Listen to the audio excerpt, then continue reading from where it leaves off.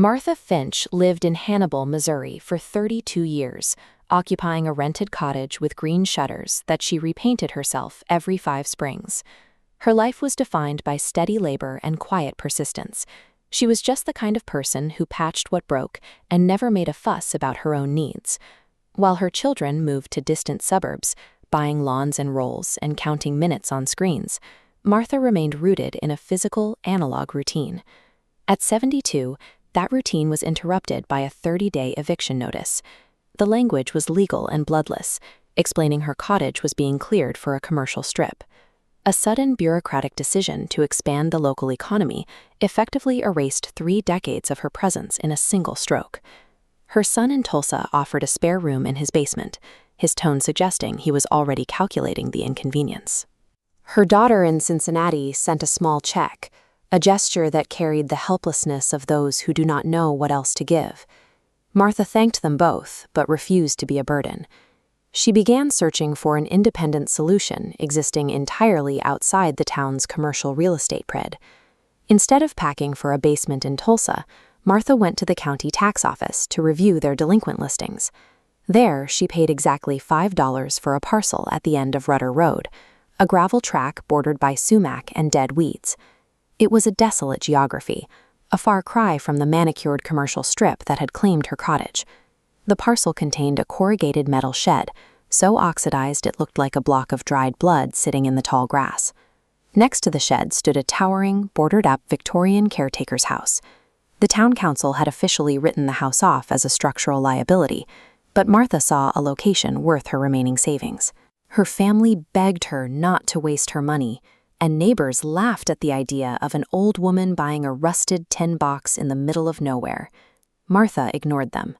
She packed 2 suitcases into a worn minivan and drove to the gravel lot. She spent 3 days scrubbing decades of grit from the windows and sealing the gaps in the tin roof, applying the same steady labor that had sustained her for 32 years. On the 4th afternoon, Martha was prying up a rotted pine floorboard near the uneven workbench inside the shed. Her crowbar caught a deliberate seam in the wood. When the board lifted, it revealed a hidden geometry beneath the floor. Beneath the dust sat a trapdoor with a recessed iron ring. Martha gripped the ring and pulled, expecting to find the bare earth common to old outbuildings. Instead, the door opened to a dry, timber-lined vault built directly into the foundation of the lot. Inside the vault, dozens of heavy keys hung from neat brass hooks on the beams. Each key was tagged with handwritten labels in faded ink: the service gate, the north hearth, and Thomas's registry. Beside the keys lay a detailed architectural blueprint. The schematic revealed a hidden corridor leading from the back wall of the metal shed directly into the stone foundation of the Victorian caretaker's house. Through $5 and a refusal to be moved, Martha Finch bypassed the town's commercial plans and gained the only existing entrance to an architectural estate the council had forgotten. For months, the town council had ignored Martha's letters, treating the 72-year-old widow as a ghost haunting an estate they were eager to pave over. Holding the heavy brass key labeled the service gate, she approached the back wall of the rusted shed. Tucked behind a stack of weathered plywood sheets that she slowly pushed aside, Martha uncovered a low, iron-reinforced wooden door set deep in the foundation. This cutaway of the internal lock tumbler mechanism reveals the hidden mechanical precision Thomas Finch left behind. When Martha turned the key, the brass pins aligned with a heavy click. Despite 40 years of silence, the mechanism had been kept greased and ready. She stepped through the frame into a dry stone passage. Her flashlight beam traced the path as it sloped gently downward, eventually reaching a set of solid oak stairs. Emerging through a wood-paneled pantry, she entered the kitchen of the Victorian caretaker's house. The air was cold, smelling of old timber and pine resin, preserved in a state of absolute stillness. This was the first time the house's internal secrets had been accessed in decades. Outside, the town believed this was a ruin. Inside, the air was heavy with the weight of an intact history. As Martha walked through the rooms, she realized the town's assessment was wrong. The house wasn't a wreck, it was a perfectly preserved Victorian structure. This 3D wireframe illustrates the deception. By pulling away this outer layer of tin sheets and weathered boards, we see the intact facade underneath. This shell was an engineered disguise, designed to make the home look derelict and worthless from Rudder Road. Beneath that skin, the oak trim and leaded glass remained untouched. The diagram shows these outer boards acting as a moisture barrier. The seasonal dampness, represented by a blue gradient, is blocked from reaching the interior floors. The house's external ugliness was actually its primary defense. It used the town's own neglect to ensure it was left alone. In the small study, Martha found a leather-bound logbook belonging to Thomas Finch, wrapped in oilcloth and hidden in the bottom drawer of a roll-top desk. Thomas had been the estate's master builder until his death in 1982. He was a cousin of Martha's late husband, a man who understood the house better than anyone. This graph tracks the town's shifting priorities during Thomas's final years. As the budget for heritage preservation plummeted, the profit margins for new subdivisions climbed. Thomas wrote that the town trustees only saw the land in terms of what he called calculations of convenience. If it didn't turn a quick profit, it was a liability. The chart now compares a modern nail joint to a traditional mortise and tenon joint. Thomas noted that the trustees didn't understand the strength of these hand-fitted joints or old-growth white oak. Because they couldn't quantify the value of traditional craftsmanship, they assumed it wasn't there. For Thomas, this logbook wasn't just a diary. It was a conceptual blueprint for how the house would survive the greed of the men outside. This architectural elevation shows the defensive modifications Thomas made. These trusses, highlighted in orange, were added to reinforce the roof internally, ensuring the structure wouldn't collapse under decades of neglect. Moving to the foundation level, the diagram highlights a thick sealant layer Thomas applied to the interior masonry. This prevented water ingress and kept the ground-level timber from rotting. He then closed the service path, effectively turning the home into a fortress that would wait for the right key. He left behind meticulous sketches and lists of the local contractors who helped him. Every detail was a piece of an intentional design for long-term survival. On one of the final pages, Thomas wrote a note that felt directed straight at Martha. He wrote that when the right person came down Rudder Road, she would find a hearth that is ready to burn. The house had been placed into a state of active, engineered hibernation. It wasn't waiting to be saved, it was waiting to be used. Martha's flashlight beams swept across the parlor, revealing high plaster ceilings and a solid marble fireplace hearth. The town had written this place off because it looked ugly on the outside, much like they had written Martha off because she was 72 and no longer fit into their calculations of convenience. But the internal mechanics of the house proved the trustees wrong. The plumbing lines were solid copper, protected from the cold by a system far more advanced than anything in the new subdivisions. This schematic shows the gravity drain system Thomas designed. By allowing water to flow naturally away from key freeze points and into a central reservoir, he ensured the pipes would never burst, even in the dead of winter. The steam radiators, though covered in 40 years of dust, were completely intact and ready for steam. Touching the cold iron of the fireplace, Martha realized she wasn't just a visitor. She was the specific caretaker the house had been engineered to protect. In a world obsessed with outward appearances and quick profits, this house is a reminder that true value is found in internal integrity and the strength to survive those who wish to destroy it. By the second week of December, the outside world started paying attention to Rudder Road. Richard Vance, the lead estate trustee for a local developer, pulled up to the lot. He saw exactly what he expected: a boarded-up Victorian house, a rusting metal shed, and a massive liability. Vance carried a folder mapping out the site's immediate future. Come spring, a demolition crew would level the old caretaker's house and pour a fresh slab of asphalt for a new parking lot. As far as Vance was concerned, the woman standing out in the dead grass was a nuisance. He assumed Martha was an evicted tenant trying to live out of a tin box on a lot his company already controlled. He told her she was trespassing in a liability zone and should have moved into her son's basement. Martha did not argue. She stood there quietly, fully aware that she held a much stronger hand. Real estate development usually relies on momentum, moving fast and paving over the small, easily ignored details. But Martha knew those overlooked details contained the exact leverage she needed. Her opening move had happened months earlier, when she bought a tiny slice of the property called the maintenance parcel for exactly $5. Take a look at this 2D property map. The maintenance parcel is that tiny boundary on the edge, practically microscopic compared to the sprawling main lot the developer believes he completely owns. But that $5 deed included a hidden geographic feature, a service access easement, a legal right to use another person's land for a specific purpose, extends outward from Martha's parcel, cutting directly across the developer's property. If we shift this to a top-down cross-section, you can see the true value of that easement. Its path intersects directly beneath the footprint of the Victorian caretaker's house, running straight under the foundation.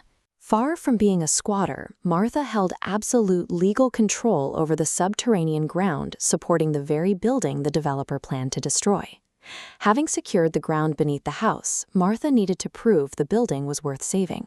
She called Arthur Pendleton, a local preservation architect, who arrived with a clipboard, expecting to find a ruin. Martha led Arthur through a trapdoor in the shed, down a narrow stone-lined passage that finally opened into the house's hidden, dusty kitchen. What Arthur found stopped him in his tracks. For 3 hours he examined the space, discovering a massive, structurally sound limestone foundation supporting a network of masterfully crafted wooden rafters. This architectural cross-section breaks down the town council's official condemnation report.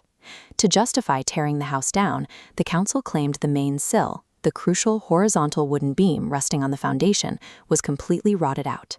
But the previous owner, Thomas, had already fixed it.